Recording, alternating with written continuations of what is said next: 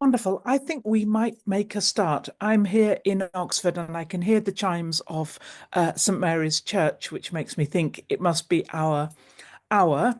Thanks so much for joining us. This is the second of an extraordinarily long line. We're really buckling. We're here for a long time of monthly webinars on Shakespeare, each taking a specific text, working our way gradually through the canon in the company of the Oxford World's Classics New Oxford Shakespeare editions.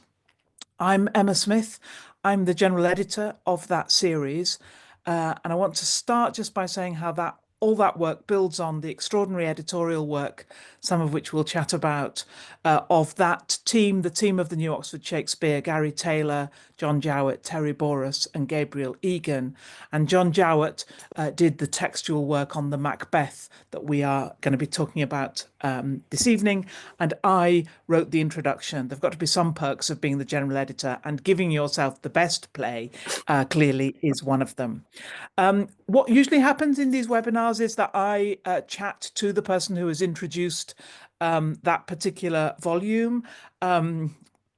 Those of you who know me will know it's not at all beyond me to chat with myself quite happily for an hour and a quarter. But I thought that would be less fun for everyone else. And I'm absolutely delighted that Greg Doran, former artistic director of the Royal Shakespeare Company, wonderful Shakespearean and great conversationalist and friend, is here with me. So it's not completely clear to us whether I'm asking him questions, which you would probably prefer, or he's asking me questions. But I think between us, we're going to enjoy the evening. We've got an hour and a quarter scheduled for this. Do post questions. We'll have time for some questions. Use the Q&A rather than the chat. So use the Q&A in Zoom if you can. And thank you again for joining us. Greg, it's really lovely to have you here. Thanks for agreeing to do this. Thanks for asking. And thanks for prepping so well with the master himself behind you on the shelf. Yeah. Perfect. Rather Perfect. a lot of editions of the plays. Exactly. I'm not sure whether in our line these are exactly the proper editions to have, but nevertheless we can perhaps blur those out. I think the new top shelf. I was actually reading rereading your book, My Shakespeare, Director's Journey Through the First Folio, and I wondered if you would just talk actually a little bit about Macbeth in your career. And I was really struck. There's something you talk about how you started with the actors when you were doing that at the RSC in the 1999, whenever that was. Yeah. Can I just say two things? One is, when you asked me to do this and said there's this new edition, I did think, do we really need a new edition? And what might there be to say that I sort of don't already know or think I ought to know?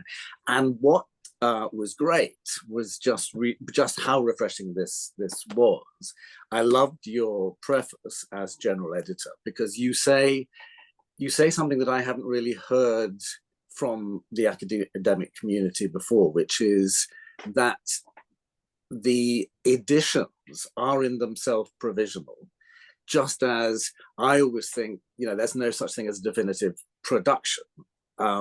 Each production is informed by the context of the actors doing it, the audience watching it, the world we're living in. And I thought you made that really clear, and that Shakespeare's timelessness was to do with, I think you described it as a serial topicality. And I thought that was great, because when I directed a production. We opened in 1999, ran through 2000, and then filmed it with my late husband Tony Sher as Macbeth and Harriet Walter as Lady M. And I pulled out the program this afternoon just to remind myself, and we had an article by Fergal Keane, BBC war correspondent, and still is, reporting from about Gaza. And he was asked the question. I put to him the line from Ross in the England scene, where he describes Scotland as where violent sorrow has a modern ecstasy. And what does that modern ecstasy mean in a contemporary context? And his references are all Slobodan Milosevic and Saddam Hussein and the Ceausescus. And I just thought that is fascinating, isn't it? Because in a way, we were tapping into that to see how Shakespeare is articulating our world. And now we would have a completely different range of warlords and tyrannical rulers. So I'm starting off in a rather long way by saying, but I think that I love that sense that the book, the edition itself is for now. It might be for all time, but it is responding to the serial topicality of that makes Shakespeare's genius.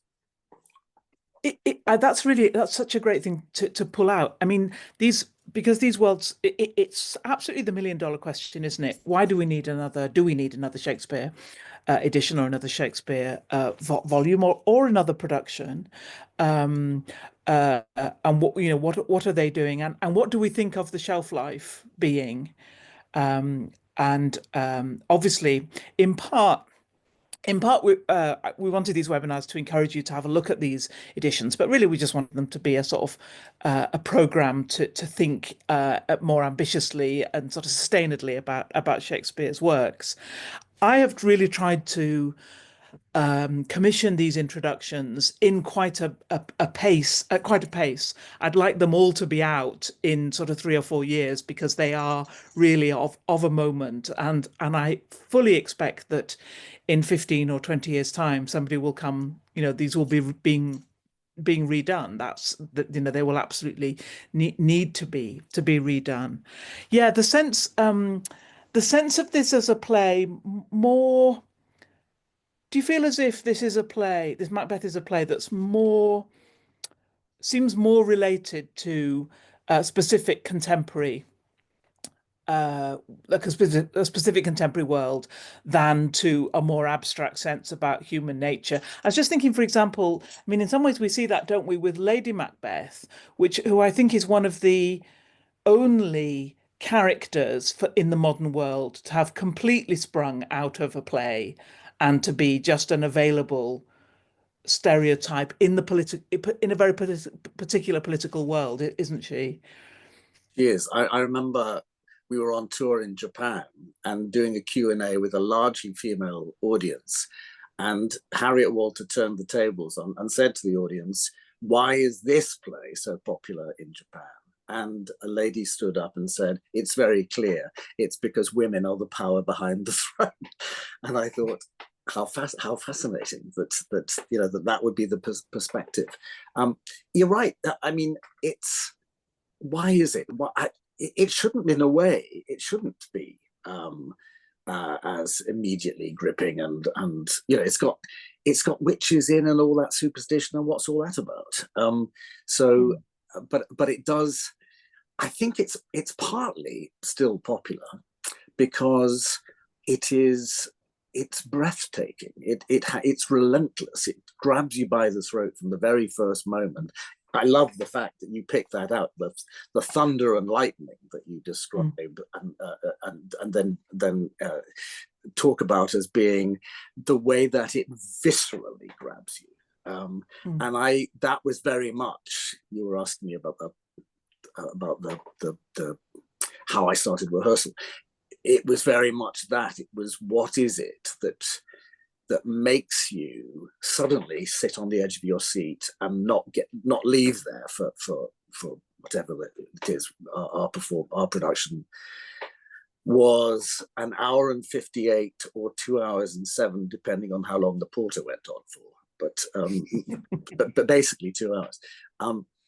And the effect, as you describe it, is one of an adrenaline rush in that thunder and lightning. And in a way, every production in some way or another tries to replicate that. And I decided to take that one up front and ask everybody their experiences of a word that appears perhaps most frequently in the play, fear or afraid, or what, variants of it, and what their direct experience of that was. And it was an extraordinary session where each member of the company, including stage management and designers and whatever, told us, sometimes briefly and sometimes at length, times in their lives when they had experienced genuine fear. And it went from somebody surviving an avalanche, somebody fearing their child had been swept out to sea, a fear of an intruder breaking into the house and hearing them downstairs. And my own experience was a childhood re-emergence of a phobia about spiders. So they were a very, very broad range of experiences. But what was really interesting, watching everybody tell the story and all the people listening to it, was that everybody started to hold their breath. And it really affected people's breathing.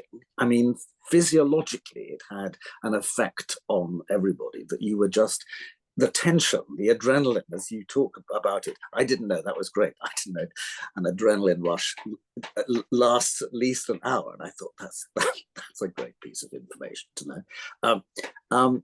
But that, I knew that we had to find the same thing that would grab the audience, arrest them, and not let them go. And we did it by turning out all the lights. In fact, there was a great big sort of mechanical industrial switch that went clunk, and literally all the lights went out. And it meant that people experienced a sensory deprivation that they are not used to, because there weren't any extra little lights. We even turned out the fire exit lights very briefly, as it's only a very short scene. But I think that is one of the, that's it's the fact that it grabs you immediately, I think is one of the things that makes it such a great play.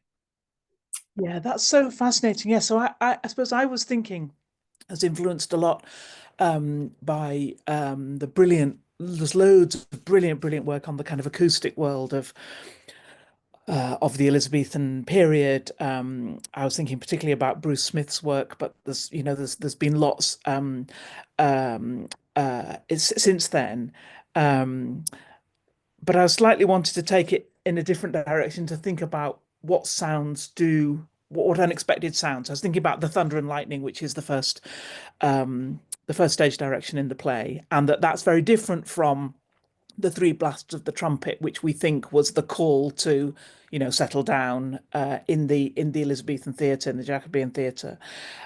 This literally big bang, and it's so interesting thinking about a much more limited auditory range before mechanized sound, isn't it? Before you've got jet planes or whatever. And that it feels as if the stage effects for making thunder somehow using that very reverberating wooden O must have been terrifying. I mean, if you weren't expecting them and suddenly that's what you get, I love that sense. I hadn't thought of the sense you've just given, Greg, about holding your breath, because that just adds to the sense of sort of physiological stress. Yeah.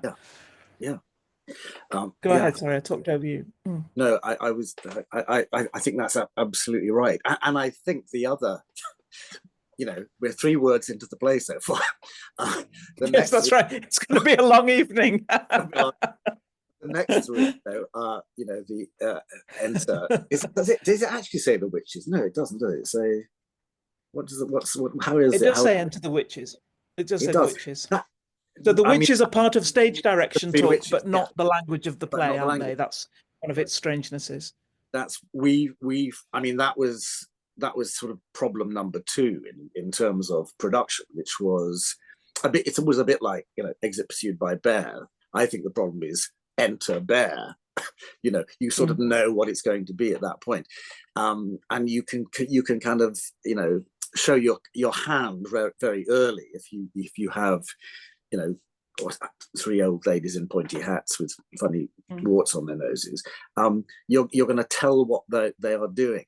And I loved in your introduction the sense of you had a lovely phrase about it's Middleton's additions, the later additions that Middleton makes to the play, which I'm sure you can talk about.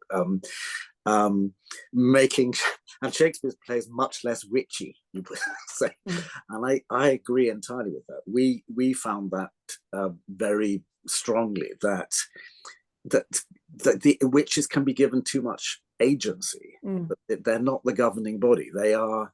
I made a particular decision to rehearse the three actresses playing the witches, and we never called ourselves witches because they never do. They say, they have, that's been hurled at them as an insult, a Royntley witch, but they are the weird sisters. Wyatt sisters, wayward sisters, whatever that is. And so we sort of saw it from their point of view.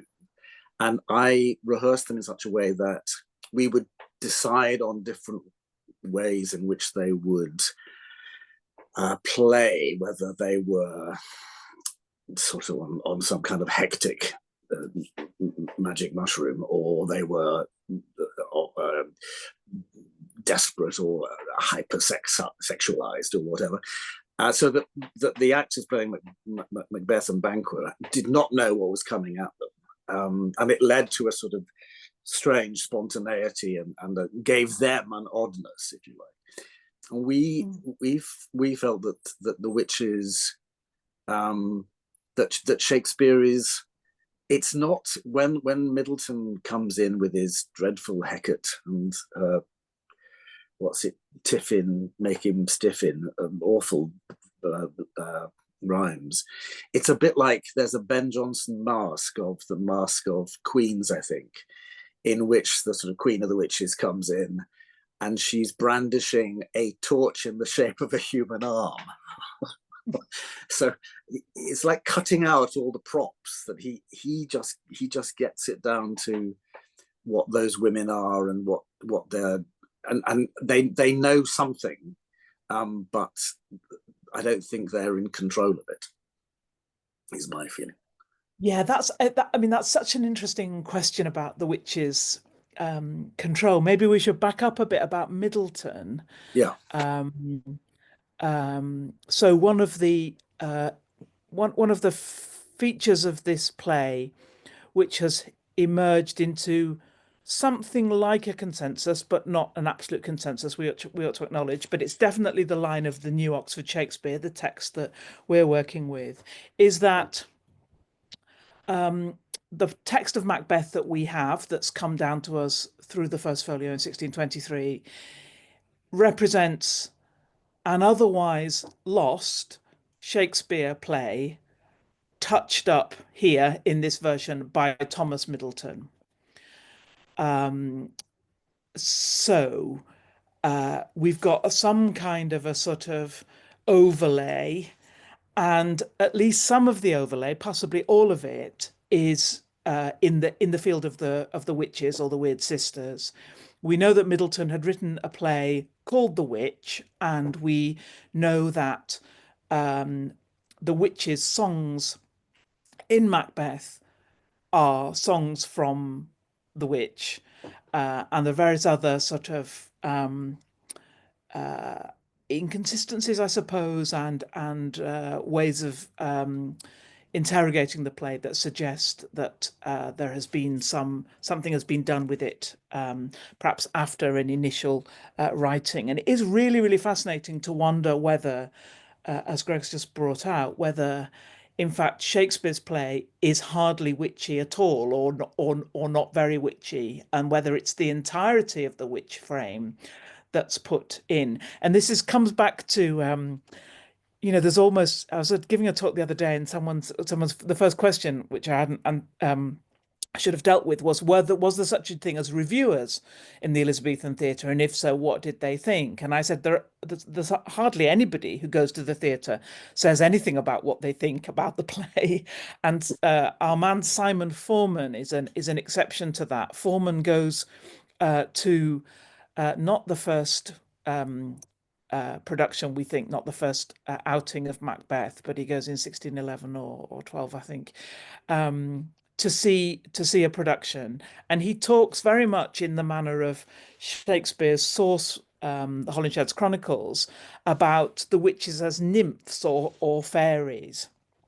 And Foreman is really the thing that really gets him about the play is not the witches at all. It's the scene where Banquo's ghost comes in to the scene where Macbeth and Lady Macbeth and the Thanes are toasting him, and he keeps saying in a sort of awful Return of the Repressed kind of Freudian way, "It's a shame Banquo's not here. Banquo's been murdered at his command," and then Banquo's ghost keeps coming. So Foreman is completely captivated by this scene and the strange choreography of it, and that the ghost of Banquo keeps sitting in Macbeth's seat, and there's a lot of play with chairs and stuff. He has no interest in the witches.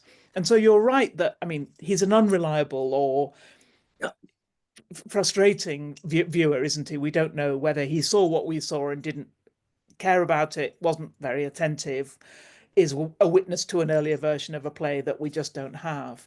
But it almost whatever of those, it suggests a Macbeth that was not, where the witches were not as dominant as perhaps they've become in our modern takings of them.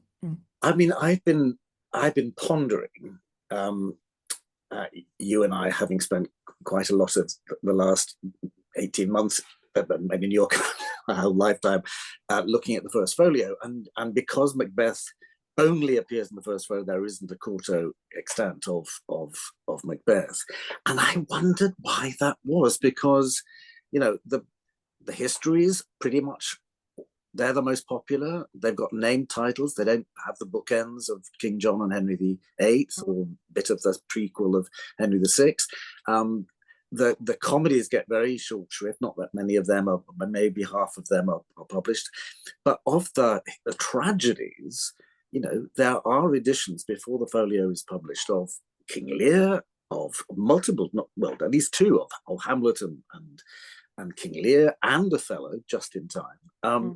But no Macbeth. And you kind of go, of the four Bradley and Grey tragedies, why did Macbeth not get a? But you're making me think, of course, there probably is a quarto out there, and wouldn't it be fabulous if we discovered that because I don't. The quartos are often longer, aren't they, than the play appears in the folio. But one of the brilliant things about Macbeth is how concise it is. So if this quarto gets found, I just hope it doesn't add lots and lots of airtime to old Seaward, or That's true, because like you, I think that one of the absolutely compelling things about Macbeth is the speed, is the sort of thriller type speed. It's a play which every director, I think, if they could persuade theatre management, would want to do without an interval. Obviously, intervals are where theatres make all their money on drinks, and that's we need them to do that. But that compelling sort of thriller-like quality that you talked about before, Greg, I think is really distinctive here. There's no subplot, there's no parallel of a different set of characters doing something a little bit similar, or doing their own thing. There's none of that, and there are scenes. It's long been felt that there are scenes we ought to have that we don't, perhaps with the English king or something. Yeah, but I would rather think of it as just a brilliantly tight kind of play. And like you, I'd probably hate to see more. Find more of it. And I think in a way Shakespeare, and I'm sure this is part of the symbiosis of working with that brilliant group of actors that get listed in the front of the first folio, Burbage top among them. And I think he is listening to what I remember doing Richard III a couple of years ago, and Arthur Hughes playing Richard came off after a run of Act 4 and said, "Oh my God, I've still got a whole act to go and a fight." And I think that's what Burbage said to Shakespeare. And in Macbeth, as with Winter's Tale or whatever, or in Hamlet, the lead actor gets a break in Act 4, and that is the equivalent of the interval. So if you have an interval, you sort of replicate the breathing space that the England scene. Yeah, that's interesting. So Act 4 is the sort of camera moves a bit to Malcolm, doesn't it, and to the forces that are gathering to meet Macbeth. Yeah, and Macbeth is absent from that. That's so interesting, that sense of how you pace, how you pace your actors. There's a parallel, isn't there, that we don't seem to have, apart from Cleopatra, many women who can really, many actors playing women's roles who can seem to really take it all the way through the play. So if you think about, I don't know, Rosalind, Isabella or somebody in Measure for Measure, Rosalind. or yeah, I guess Rosalind. I guess Rosalind. Um, It's uh, You sort of feel with Lady M that, oh, that was another lovely thing in this edition, which you alerted me to, for which I'm very grateful, which is that in the folio, she's not called Lady Macbeth. yeah, yeah, she's Just always called Lady. Lady. And it's quite an effort to step back from the Lady Macbeth uh, naming, but I found it very liberating in a way. I was very grateful to John Jowett for having sort of pointed that out. She becomes a bit more. What does that do? It makes her less familiar in a way, less graspable, less of a sort of. It makes some of the characterological things feel perhaps a little bit more of a stretch. It makes her less uh, apparently dependent on her husband. Yeah. Yeah, it's interesting. It's an I mean, interesting take. the two things that I remember being really crucial to when we were rehearsing Macbeth with regard to Lady Macbeth was A, the baby, and B, does she faint? And I find those issues really interesting and endlessly interpretable. But Let's just unpack those a yeah, minute. So perhaps the first one is more familiar.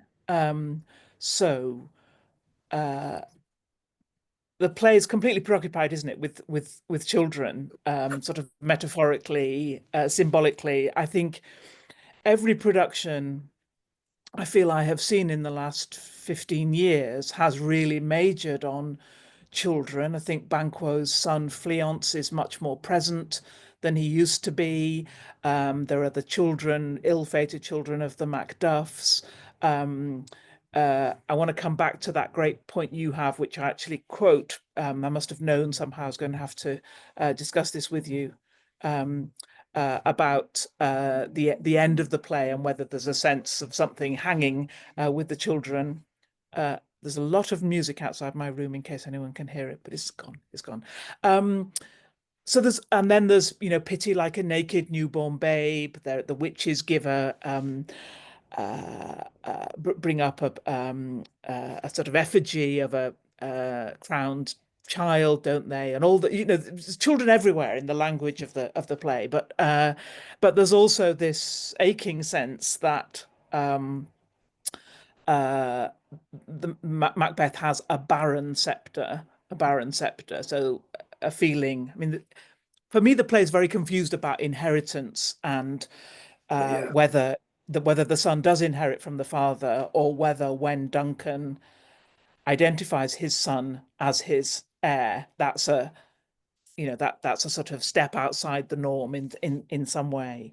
But so that's all to say, it seems seems from the kind of political inheritance scape of the play that there is no Macbeth child. And yet Lady Macbeth has this very, incredibly powerful speech, much discussed speech, where she uses her own experience, as she says, I have given suck and know what is to love the babe that milks me.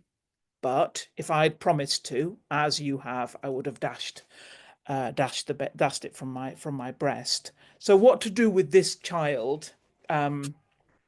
Remember that, you know, there's absolutely famous, perhaps the only famous literary critical essay there's ever been, or certainly its title, How Many Children Had Lady Macbeth? Elsie Knight's, which actually isn't about that topic. It would be great if it were. He's saying, what Knight says is, this is a stupid question. She doesn't have any children. She isn't a person. You know, this is a silly sort of over psychologized view. That's not helpful for actors, though, is it? So how did that work? Well, How that work for you? I think it became absolutely pivotal to the performances and the relationship of the two of the happy couple, because it felt like, as exactly as you describe, at the moment when Macbeth is having cold feet about killing Duncan, and has amazingly left the party. I mean, kind of pushed his chair back and run out of the room, and she has to come and collect him and take him back in because they've got the king for dinner. He has she at that point, in order to, as you say, to insist on how much she despises him for his pusillanimity, she brings up what we thought was a taboo subject. In other words, it was they'd had the child had died, they had never quite got over it, they didn't talk about it, and if they did talk about it, it was bringing up the taboo. So it was shifting the conversation to all bets are off now. This is serious what we're talking about now. Tony and Harriet even had found a rather beautiful photograph, in the way that the Victorians often photographed dead children.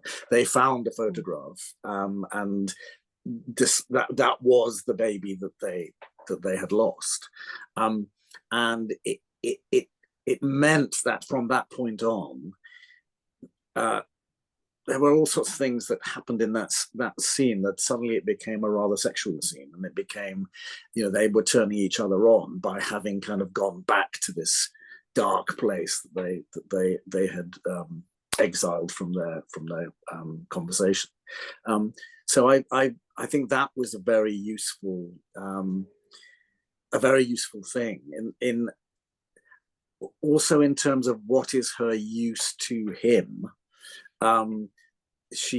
If she is past childbearing age, or even if she's just past that age, or whether she has, I think the idea that she's had, you know, it's a previous marriage, and, you know, historically perhaps that's all, you can't play that. That's just not playable.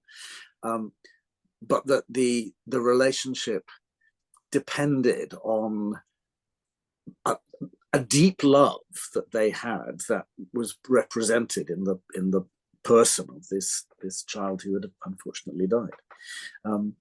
So yeah, I think that to me it was certainly to the actors, it became a really important element that haunts them both. That they Yeah. That, I mean, Lady M is haunted. You know, the Thane of Fife had a wife where she, you know, all those. It brings up a really interesting thing about the two characters and their ability to imagine or to suppress their imagination, in that the lurid, extravagant conversation of the soliloquy that Macbeth has just before that point, which I think you analyze absolutely brilliantly in your introduction, if it were done when it is done. It is fascinating because you know, he imagines and pity like a naked newborn babe within that speech, whereas Lady M seems to shut down any view of any of the consequences that may occur, which ultimately will lead to her madness, her sleepwalking, and her suicide. That she hasn't thought it. She won't think it through. I believe, and I think it feels to me that is just segueing on to the faint, that she says, if he hadn't looked like my dad, I'd have done it, of the murder. She compartmentalizes life, and she won't. All that is important is the ambition of her ambition and her husband's ambition to succeed. And I think when they have decided in that little scene that they'll drug the grooms and they will, make their griefs and clamour roar upon his death, as soon as the murder is discovered, she falls apart. But she doesn't do that at all. She doesn't make her griefs and clamour roar upon his death. She sounds like a society hostess saying, "What in our house?" As if there was sort of a rather offensive thing to have happened. And I just found that when she then, Macbeth then comes on and describes the silver skin laced with golden blood, or vice versa, of a very rich, extraordinarily vivid account of a dead body. I think he gets it all wrong, because he then reveals that he's stabbed the grooms. He's got rid of the evidence, and problematically, some people say, "Oh well, she faints in order to get him out of that dilemma." Well, if she does, it doesn't work. And I felt it was and I think Harriet felt that the importance of the way that at that crucial moment she fails him by being overcome by her own access to her own imagination was really potent, because from that point on it all unravels. And the next time we hear her, and perhaps Lady M's only soliloquy, is when she says, "Naught's had, all's spent, where our desire is got without content. 'Tis safer to be that which we destroy, than by destruction dwell in doubtful joy." And it seems the rhyme is odd there, isn't it? What's the rhyme doing at that point in Shakespeare's career? Always. Go on. No, You've got to take on this. Always deliberate. There are lovely rhymes to be rejoiced in, but I think Shakespeare's always done them deliberately. And sometimes, come what come may, time and the hour runs through the roughest day. Sometimes they're intended to be somehow proverbial, a proverbial piece of wisdom that's been regurgitated, or that somehow the comedy of it. Is it? Can you still hear me? Yes. Yes. That sometimes the rhymes are comic, or not primarily comic, but produce a wry smile, and that often I think is it's completely deliberate. And then let me just say a bit about about that take on Lady Macbeth, because that's really, really interesting, because both of those cruxes, interpretive cruxes, they bring us a Lady Macbeth who is in some way on the edge of sort of normative femininity. Is she, what is the job of the wife of a powerful man in a sort of feudal society? Is to have babies. What should a woman? How should a woman react to this terrible news? Perhaps she should. Perhaps she should faint. Does she faint? Is she sort of calculating and powerful, but not very feminine? In which case she's doing it strategically, or is she weak and understandable, and therefore, she's a sort of real woman after all. I think whatever she does, it's both in the play and in the discourse about the play, it's wrong. And how we it feels as if we have trapped her a little bit in. I don't know. I loved your production. I love the film of your production. I think it has established a modern. It wasn't itself, of course, but I think it has established a modern cliche in which, there are always some unworn booties in a dressing table drawer or a sort of dusty pram that's never been used or something. So that it's become again the key to the play. And I wonder what that seems to be doing something quite particular for what we think about Lady Macbeth, or that she's allowed to behave in this way because of this very particular gendered grief that underlies it. I don't know if that kind of reduces her, or I don't know if that, you know, It doesn't. um, It's like making of so her. many of those elements and that's what's so painful about the play. It's also human.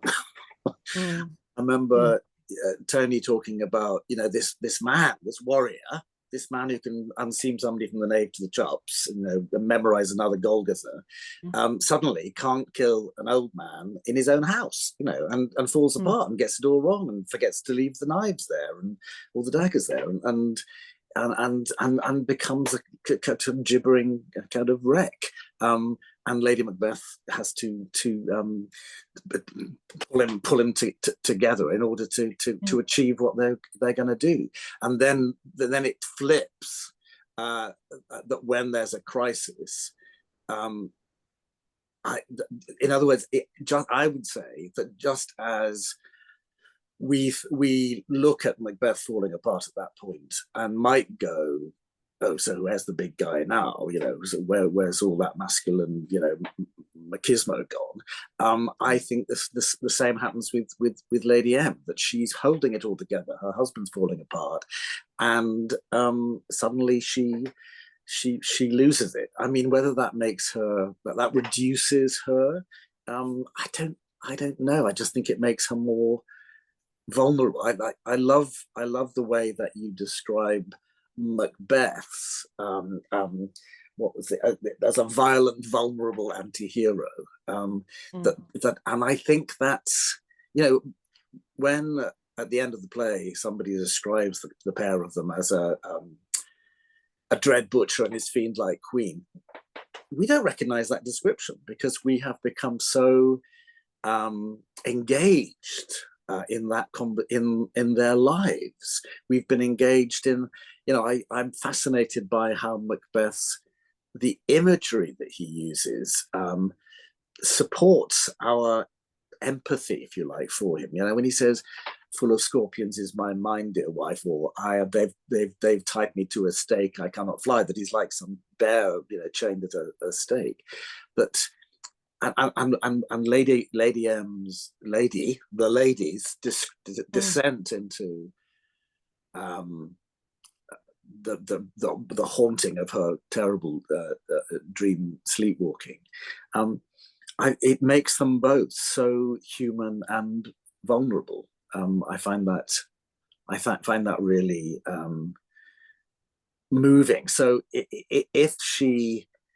if she's not quite as tough a cookie as we'd like her to be because she faints, then I forgive her. And then he I yes, of course I forgive her too. I just mean that she's given these what the part somehow the area for discussion or disagreement is really an area about models of femininity. But you Yeah, could say the same about Macbeth. It's about models of masculinity. Yeah, I love that. I love what you've picked out there because I think uh, one of the bits I like best about my introduction is trying to think again about what relationship this play has to the gunpowder plot. yes, So the plot by Catholic conspirators who, brilliant work by lots of historians and then popularized by James Shapiro in 1606, the year of Lear. Those gunpowder conspirators, they're quite associated with Warwickshire, distantly with Shakespeare's, sort of few degrees of separation kind of thing.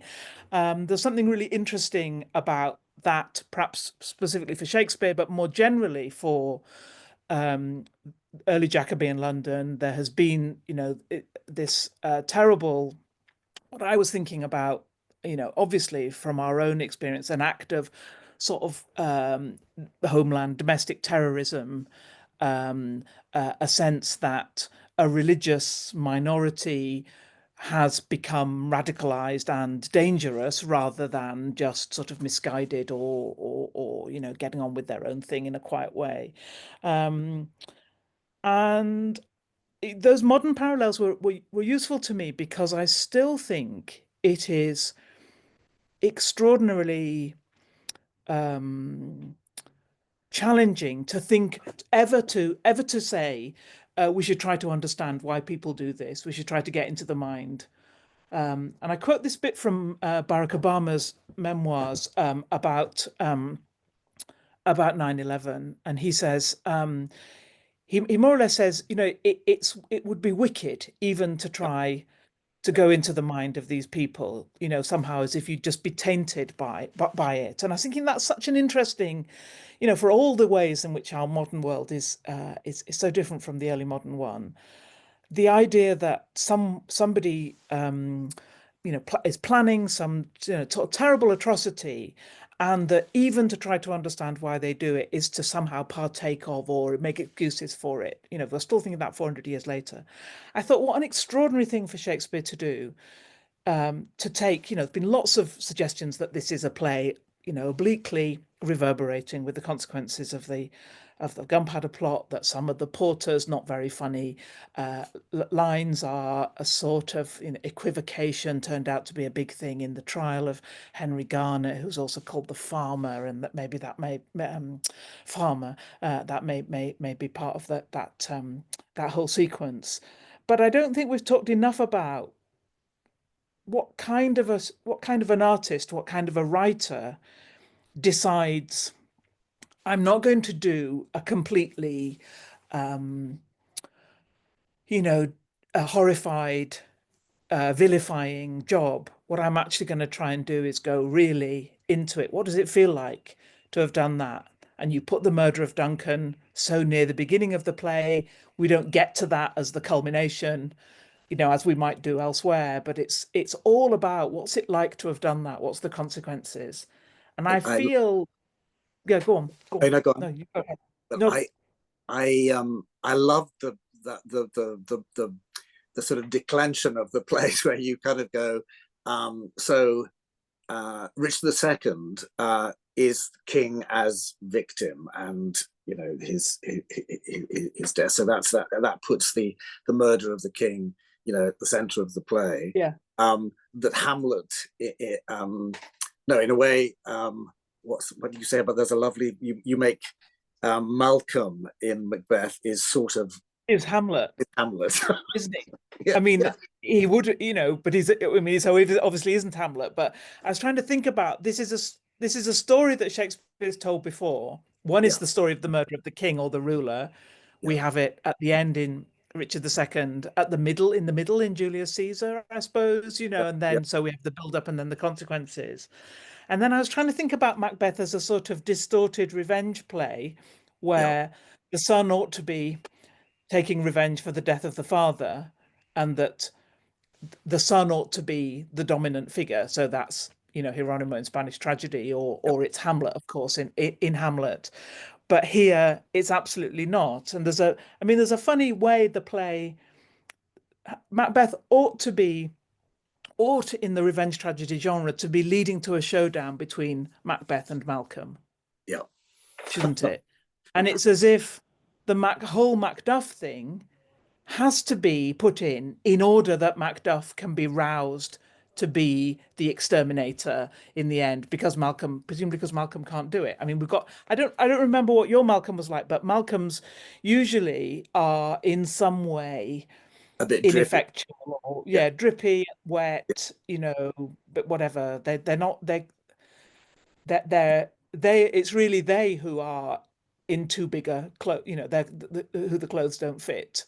yeah, They are they may be yeah, they may be the rightful king, but they're yeah. not, don't look as if they're going to be very good, It, mostly. and you brought it up earlier, but that's a really tricky thing. Certainly in the playing of the scene where Duncan nominates his son as the Prince of Cumberland, and I guess because we're meant to assume that this is not a system of primogeniture, so it's not, his son isn't naturally going to succeed, and therefore we all think that the guy who's just had this fantastic praise for killing whoever MacDonald, and saving us from the Norwegians, that he is clearly the man of the moment and should be nominated as the next leader. And it's very hard to get in the performance to get the audience to understand that he's sort of been leapt over, and that is what makes him go, wait a minute, that's a step on which I'm going to fall or have to step over. And I think that is a really tricky bit. No, I've just lost my thread now. I'm going to interrupt then, so Yes. you'll lose it completely. While I was writing my introduction, I saw the Scottish playwright Zinni Harris's adaptation of Macbeth, which is called Macbeth and Undoing. Really, really fascinating in all kinds of ways, including as a sort of meditation on adaptation and on the power of the original story. There's a great bit at the end towards the end of the play where her Lady Macbeth says, actually, I'm not mad. You can see them coming in with a sort of straitjacket, and she says, no, no, no, no, no. I know this is the story you want. I'm absolutely not mad. You may not like what I've done, but I'm not mad. And it's about how impossible it is, literally, to break out of the story. But one of the things that just reminded me as we were talking, Greg, she has a brilliantly sort of hopeless Malcolm, who at the banquet when Duncan has been brought, to the Macbeths, just sort of drinks. It's a sort of plump, sort of rather ill-favored teenager who just drinks and drinks and drinks and throws up on the table. And there's exactly this sense of sort of youth. I suppose youth is one of the ways that he's let off the hook there, but just not really, can't really play with the grown-ups. Is not really in the same, and that Duncan looks an indulgent father, but an inept politician by elevating him in that retelling. But I recommend that if anybody's interested in models of Lady Macbeth. And you reference the mix up of is it primogeniture or is it not? Because yes, or tanistry. Is it called tanistry? Whatever that is. I feel as if these are the special this is the special vocabulary you have to learn as a Shakespearean. I think it's tanistry, Greg. Tanistry or primogeniture. Word for the day. Yeah. Word for the day. That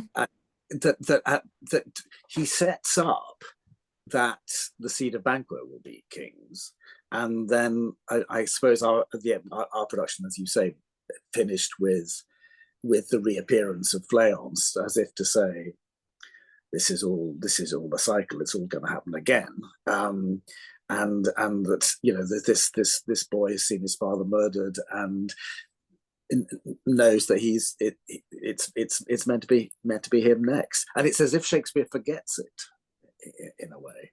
He forgets that he's made such a lot of it, even in the apparitions as well, with the witches in the cavern, as it were. Yeah, so we know, don't we, that in those family trees that were put out, genealogical tables that were put out for James VI and First in London, which were trying to say, of course he's going to be king. He's absolutely related to everybody, and he's obviously the next king, which are, slightly bogus, I suppose, as all family trees are. There is a connection to Banquo there, isn't there? So if you were very, very on it with a sort of I don't know, hello style interest in the royal family, you might have got the full. You might realise that Fleance's offspring do come to the throne in the form of James himself. But it's a bit of a stretch, isn't it? It's hard to imagine who is that perfect spectator who could have explained why it's such a mess. I think you're right. I think he does forget. forget I about it. love the fact that you pointed out in the introduction that in one of those genealogies they conveniently miss out James's mother, Mary, Queen of Scots, because Elizabeth executed her. I think that's rather wonderful. Yes, I mean these. I mean, there's lots to say about why powerful women are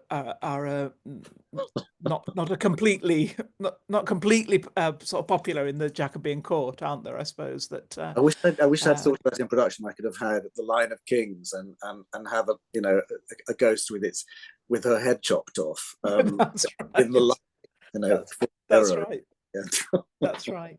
Do you know what I'm going to do now is I'm going to take Yeah. up some of these questions, if we can. Thank you so much for putting in questions. We've got a number on Lady Macbeth. So I'm just going to read all those out, and then let's just think what we can do about them. So Sarah Clifton, thanks for your question. Sarah asks about the barrenness of recent queens. She's thinking about Catherine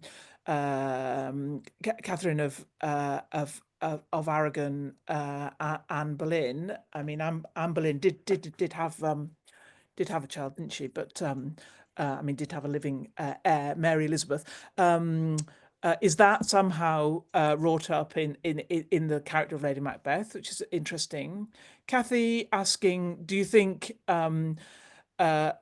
Macbeth excludes Lady Macbeth, be innocent of the knowledge, dearest Chuck? It's a lovely line. Dearest Chuck is part of her disintegration. They're both vulnerable and at sea, as essentially they're isolated. Habiba says that Lady Macbeth is the most intriguing character, so she'd like a bit more about it. Is her grief because of being shunned from the political stage, that she's not allowed to reign alongside Macbeth? I think that's a really interesting counter view, isn't it? That she doesn't internalize all this guilt or something. She's sort of internalizes rage and or a sense of being pushed out, which was, I think, very much part of the production that Polly Findlay did at the RSC during your tenure, Greg. How do you think that Lady Macbeth's rejection of femininity and motherhood within her language plays into the power dynamics between herself and Macbeth? So these are all, I mean, it's interesting, isn't it, to think, I mean, just sort of hovering over all those questions. Is this is this the most interesting thing for us in the play now? Is this the play that gives us this sort of central relationship? It gives us this powerful woman who is so open to interpretation in some of the ways that you have asked about. I wonder if now it's interesting how you cast it, isn't it? I mean, you have talked about Tony and Harriet being cast as if this is essentially a two-hander, which we wouldn't say about Othello, would we? Or we would say it was a two-hander between Othello and Iago, not with the woman though, not with Desdemona. So it's a different kind of tragedy. I'm thinking as I'm speaking, so I'm contradicting myself. Antony and Cleopatra, I suppose, would be the equivalent. I mean, is this a tragedy? Is this a triad to tragedy, which is with dual protagonists rather than a single one?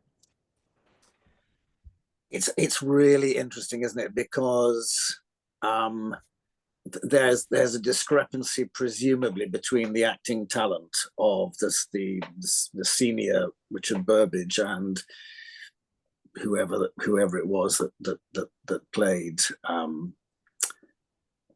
the Lady M, but and may well have been an apprentice and therefore not the sort of 13-year-old, but maybe a more mature teenager.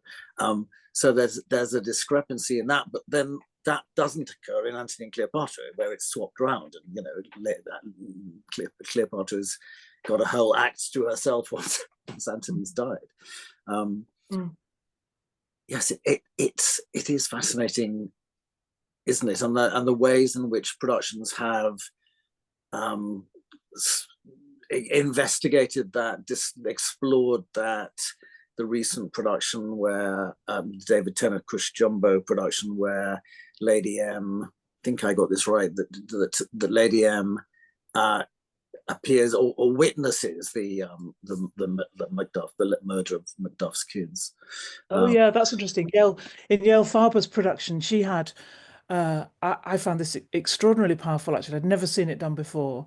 Um, there's a messenger goes to the Macduff's castle and says, "You better, get going," and it's too late. They're already there. And that messenger was Lady Macbeth, and she watches this horror. And in fact, I think in the Farber production, it's that drives, that trauma really. Somebody's asked a question about trauma and what the trauma is. It the trauma of killing Duncan? And in the Yale Farber production at the Almeida, it was definitely, I think, the trauma of watching this family hacked to pieces in their own house. It was horrendous. I mean, I think that's such a horrendous, cruel scene.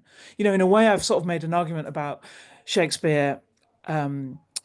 What I was saying about Shakespeare looking into the mind of the terrorist, in some way, that's quite an old-fashioned idea about the Shakespeare who is so large-minded that he sort of, thinks can get into anybody's skull and doesn't have the same limitations on his sympathies as normal people. And obviously there are lots of problems with that reading. The other thing I would say about the play is, though, that the introduction of the Macduffs, in order that they can be killed on stage, is a most extraordinarily gratuitous piece of dramaturgy that you can imagine. It's not playwriting 101 would say, actually, we're three-quarters of the way through. We don't want a whole new location and new characters, thank you, just for them to be killed. It's so cruel, It isn't it? is. It's gratuitous, but you make a very interesting distinction in the introduction a bit about horror and terror. And you could say that that's horror as opposed to the sort of terror Yeah. elsewhere. At the same point, it also just it shakes you out of yourself watching it.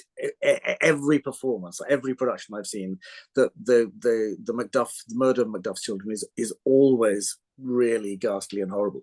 But it's sort of I think it does something else. I think it sort of makes you go, oh, wait a minute, I was just getting to like these guys. They're in blood stepped in so far, poor guys, whatever. And that somehow it shifts your sympathy in the same way I think. Okay. Yeah, so it's part of that same thing in Act 4 of moving us to Malcolm and we've been in there with them. We've got to come out of that Stockholm syndrome we've got with the Macbeths. We've been trapped with them, haven't we? We've come to think, God, they're so, they're so human, they're so interesting. They had a child, my God. It's really interesting to think of it as quite a clever piece of audience management that jolts us out of that and says, okay, we've got to rethink now. Our sympathies have got to be with this wet Malcolm and the sort of, self-righteous Macduff. But I also think he does it very brilliantly in the moment when Macbeth hears about his wife's death, the cry of women, and he launches into the most spectacular, extraordinary speech, tomorrow and tomorrow and tomorrow. But in the middle of that speech, he reminds us that what you are watching is an actor strutting and fretting his hour upon the stage. And somehow it should jolt you into kind of going, oh, wait a minute, this is just a play. I was really getting into that. I remember when Tony did it, one rehearsal, he just walked out of the rehearsal room. And the actor came on as the cream-faced loon or whatever it is, sort of didn't know whether we were carrying on or whether the actor had a wobbly or what. But what it tapped into was something extraordinary, which reminded you of the fake thing that you were participating in. And somehow, and I don't know how he does it, but somehow it makes you reconnect and recontract with the production and with the performances, so that somehow that last push through Act 5, you have you've re-engaged. If you were about to reject them because it's all too gruesome or grand guignol, the all dead kids everywhere, that somehow it makes you go, wait a minute, we have to get through. This is too. It's more important than the psychological breakdown of, or the existential crisis of this one person. And somehow, I think those two moments are sort of related in a way. Mm.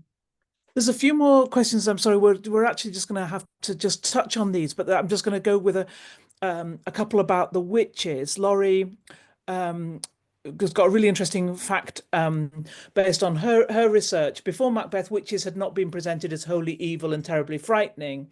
After Macbeth was performed, it completely changed, and there were loads of plays with evil and menacing witches. It's kind of interesting about why they're given so much emphasis. Somebody asked about whether Lady Macbeth is a fourth witch, and that sometimes there's a doubling, isn't there, with the witches more generally. Alexa is asking if the witchy scenes are later additions, does James I's obsession with witchcraft and his general paranoia about assassination attempts become less relevant? I think that's a really interesting thought. And John asks, is the supernatural impact of Banquo's ghost diminished by the presence of the witches in the play? I think that's also really interesting. And clearly sort of plays into what I was saying about that early spectator Simon Foreman, who is doesn't register the witches, not interested in that, is really taken by Banquo's ghost. And there's some play which is just going to escape me, but where it's very clear that it's that scene is being parodied, and it obviously had the scene of Banquo's ghost. It obviously had a resonance. What do you is there anything else you would like to say about those witchy questions, Greg? I thought they were all really fascinating and Mm. and huge conversations in themselves, each one of them. It's interesting. I mean, the conversations that you've touched on about how much is the play flattering James I's interest in demonology, and how much actually is it much more with Reginald Scott's debunking of the whole nonsense about witches. To me, I think Middleton, pushes us back on the witchy train, and then it goes even, after the Restoration, it becomes even more absurd with aerial witches, flying ballets of witches, and all the rest of it. So somehow, I think Shakespeare's they are real women who are suffering prejudice, who they are being shouted at in the street, a royally witch and all that. Nevertheless, what they are doing is they believe that they have this power. But yeah, how interesting. I mean, there's that famous engraving, isn't there, which you mentioned, in which they look like rather sophisticated, well-dressed women about town. Yes, that's right. The nymphs and fairies that Macbeth, that Holinshed has. Yeah, absolutely. I loved another detail in your introduction was you introduced, because Macbeth is the darkest of all of Shakespeare's plays. Even when it's a daytime scene, people say it's much more dark than it. What is it? Is it night's predominance or the day's shame? And even in the Malcolms, in the England scene, even though that's clearly a sort of like a summer's day, as it were, they seek out some desolate shade. But I love the fact that you introduce the Holland that comes from Holinshed, and the conversation about, was it for 3 weeks after the sun, the sun, and indeed the moon didn't appear either. Extraordinary. To have that sort of I love that. I mean, I think of it more and more. There's not evidence really for this, but I think of this as an indoor theatre play, as a play all about darkness. And I was just thinking about the performances. I think the modern productions we've seen that have really worked have been very very sort of dark and tight focus. I was thinking about That Extraordinary Other Place, Judi Dench, the very young Judi Dench, and Ian McKellen version, which you can see. Now, we've got a question about the stain of Cawdor. Really, really interesting. These, as always, the questions, they don't answer themselves, but they identify what's really important. Anna is asking about what could have been missing. We've got a question about whether Shakespeare be an early feminist. Are the protagonists heroes or villains? Is Tomorrow and Tomorrow a soliloquy? Or could it be directed at Satan? They're all completely fascinating questions, and I'm really sorry that we haven't got time to spend more time with them. Mark says how brilliantly, among disappointing or difficult productions, how brilliantly yours stays in his mind, Greg, and I absolutely agree with that. And catch up with it on DVD if you haven't already seen it. So I'm going to finish us off just with a bit of housekeeping about the way this series is proceeding.